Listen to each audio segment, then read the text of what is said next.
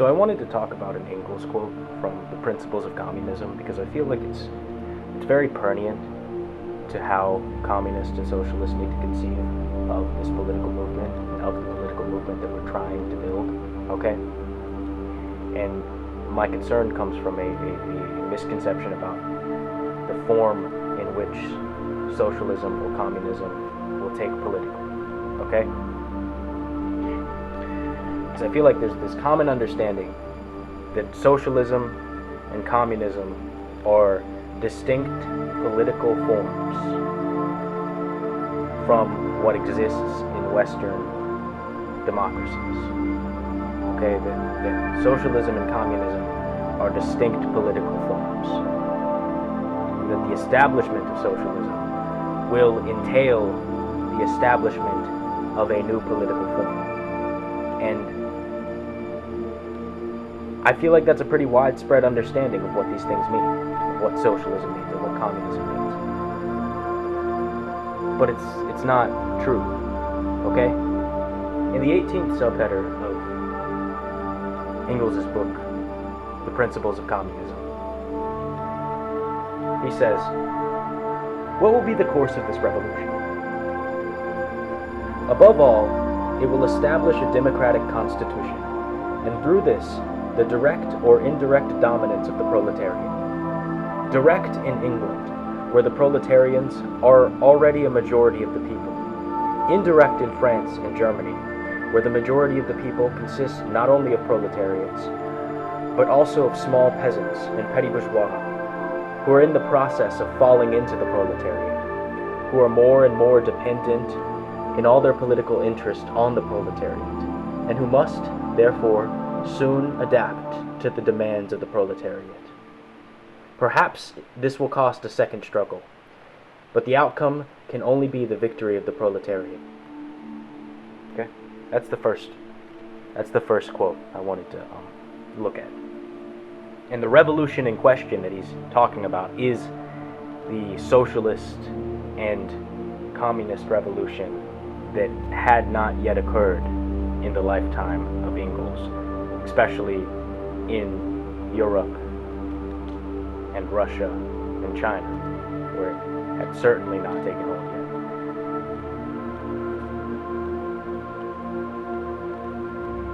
yet. In that, though, we already see the contradiction between this understanding of what the outcome of the socialist revolution will be when compared to the modern colloquial understanding of it.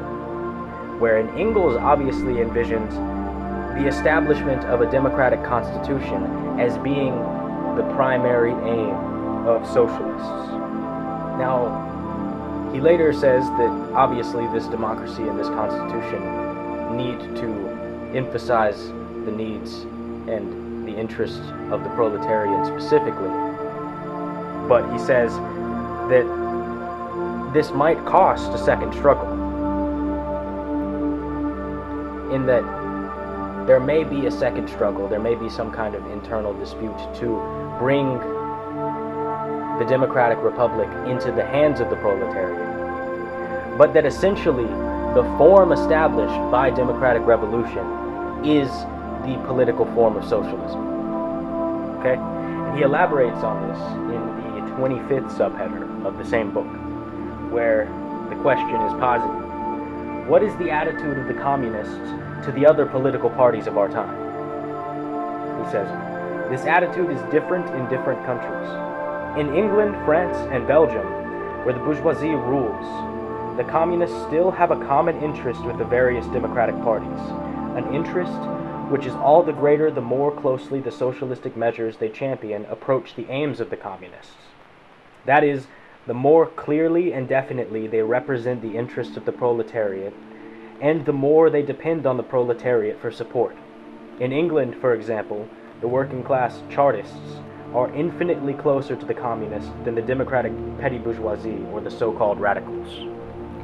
In America, where a democratic constitution has already been established, the communist must make the common cause with the party which will turn this constitution against the bourgeoisie and use it in the interest of the proletariat.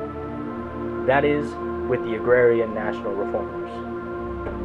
In that specifically, he's referring to the National Reform Association, which was founded in 1840 by George H. Evans.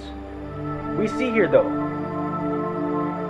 that the way Engels envisioned the communist struggle in countries that had already established a democratic constitution, the attitude of communists should be in supporting the parties, the political parties, which best represented the proletariat and sought to bring the Constitution and bring the Republic into the hands and into the control of the proletariat. He doesn't say that we need to destroy this system, okay? He doesn't say that this system needs to be overturned completely and replaced with a new one. He doesn't say that a new form needs to be adopted. It just says that the party which best represents the interests of the proletariat and seeks to put that republic into the proletariat's hands is the party that should be supported by the communists. This has drastic implications, okay? The reason for this, the reason why Engels emphasizes the democratic republican form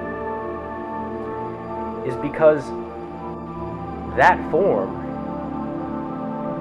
is the form which places the most power into the hands of the proletariat. That form is the form which strips the ancient regime, the old feudal order, of its power, okay? And the deficiencies that we see in the application of this form come from that point exactly, come from the failure in the societies that we are looking at to fully eradicate the power of the ancient regime, okay? To fully wipe away the vestiges of feudalism, okay? In America, a democratic republic was established in spite of the British Empire, okay? But a class of aristocratic landowners, especially in the South, that utilized a kind of semi-feudal economic practice in the form of slavery still persisted and was not done away with, okay? And we can speculate as to why, you know. Personally, I think it probably has something to do with the lack of economic development and the inability to fully seize power from this feudal class, okay? Without involving wider repercussions in relation to the stability of the democratic republic. A lot of the feudal aristocrats that existed in early America had ties to the British Empire and were even instated by the British Empire. So, in order to preserve the republic, in order to, you know, maintain this new form of independence from the British Empire, a kind of tolerance had to be adopted in relation to the slave aristocracy in the South, okay? Because, you know, if this aristocracy lost favor with the independence movement, then that was half of the country. That was a massive domestic enemy that the republic would have to square up against when it was not economically powerful enough to do so. So, you know, it was established, and this feudal aristocracy was integrated into the republic. It existed alongside the republic, in contradiction with the republic, you know, a contradiction that culminated in the Civil War, wherein that more steps were made towards the full eradication of this slave aristocracy, okay? But the deficiencies of American society, the racism, you know, specifically, and the overall enslavement of African Americans comes from this deficiency in the Republic, wherein the enactors of the American Revolution did not go far enough for whatever reason. In the same way, the Jim Crow laws that followed, you know, and the total Jim Crow South after the Civil War is also a result of this same deficiency. The inability to fully eradicate the power of the feudal classes that still existed. You know, the Civil War did a better job at it, but some of those people, some of those families were still in power in the South, and through their power restricted voting rights. You know, it restricted the movement for universal suffrage. Okay? Those are the deficiencies of our democracy. Okay? They come, and the same thing can be said for England, but I'm not as well versed on English history, so the same thing can be said for England, though, wherein the failures of the governments that were founded and established in these democratic constitutions come from their inability to wipe out the power of the ancient regime and the feudal classes. Okay? This was a problem that was faced by Middle Europe, by Central Europe in the early 20s. The early 20s represented the development of the forces of production to the point wherein the old order could no longer justify its existence effectively. Okay? It was a crisis of society wherein these nations in Europe that hadn't established the democratic form were seeing how this old order, this old relation of production was inhibiting their ability to participate in the new economy that was developing, in the new industrial economy. And in Central Europe, the attempts to establish that kind of democratic republic failed.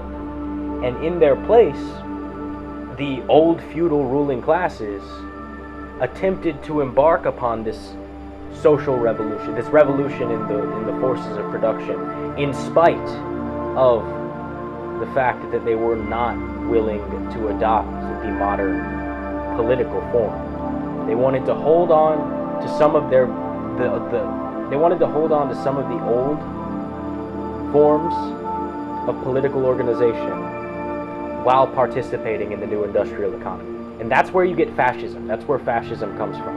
That's where the fascism of Italy and Germany came from. It was the old feudal order attempting to maintain control in spite of a development in the forces of production. Okay? In Russia, you have the revolution to establish a democratic republic and abolish the old feudal order coming into being at the same time as this economic development, this global economic development that makes a higher articulation of that form possible. Okay? And that was Soviet communism. It was the adoption of the democratic republican form with the new social economy. That's the significance of Soviet socialism. Okay? The Soviets don't deserve our attention because they established a new political form. The Soviets deserve our attention because their expression of the democratic form came about at a more developed economic period.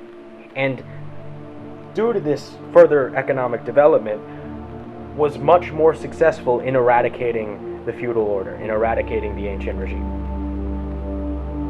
And because it was more successful, it was better equipped to adapt to the new economy and to build up the new economy. The development in the Soviet Union, in the early days of the Soviet Union, is exponential when compared to the very, very slow, gradual development of the United States and Europe. Okay? Specifically the United States. Think about the time between our establishing a democratic republic in this country and the modernization of our industry. Russia establishes a democratic republic and within 40 years has a economic system that is contending with America, that is contending with the oldest democratic republic in history. You know, you'd think that the older one would be further developed, but in reality, Russia was already reaching a point where it could, contend with America in the 50s. And China, we see even further this development, because China's democratic revolution comes later.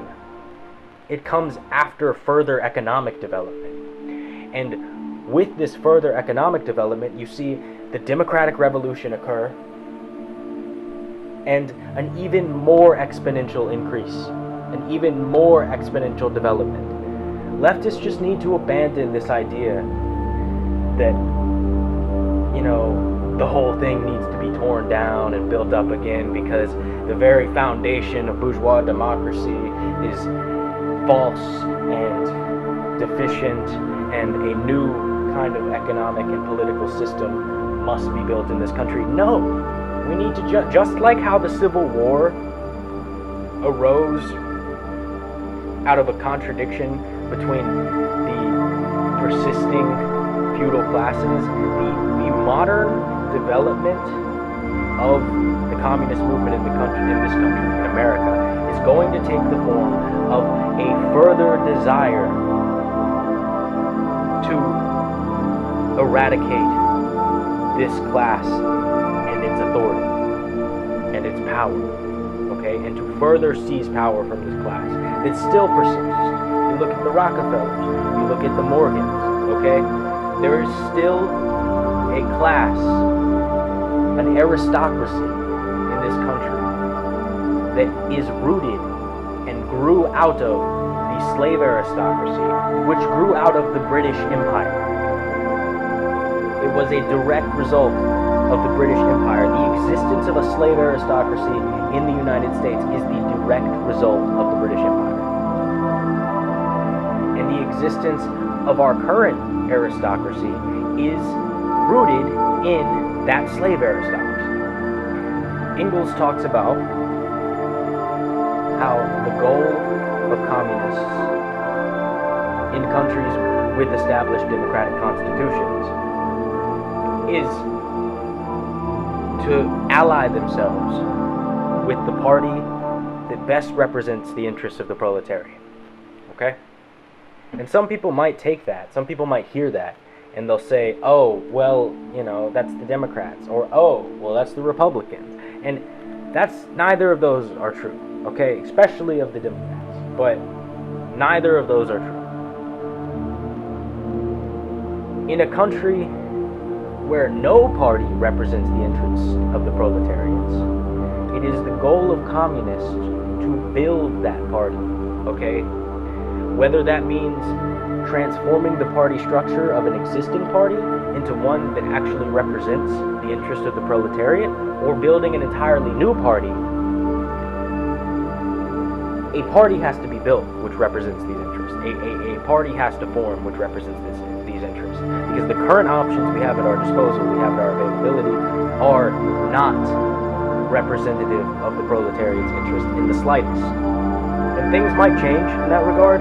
I could see the Republicans drifting towards a new kind of right-wing populism, which might, in some weird way, make them technically the party which better represents the interests of the proletariats, but that's not enough, okay? When you're up against the Democrats, it's not hard to better represent the interests of the proletariat, okay? And until a proletariat party exists, all we'll be doing is lesser of two evils. All we'll be doing is, comparative politics, where we vote for one guy not because we like him, but because we don't like the other guy. Okay? And that's lame. It's really lame.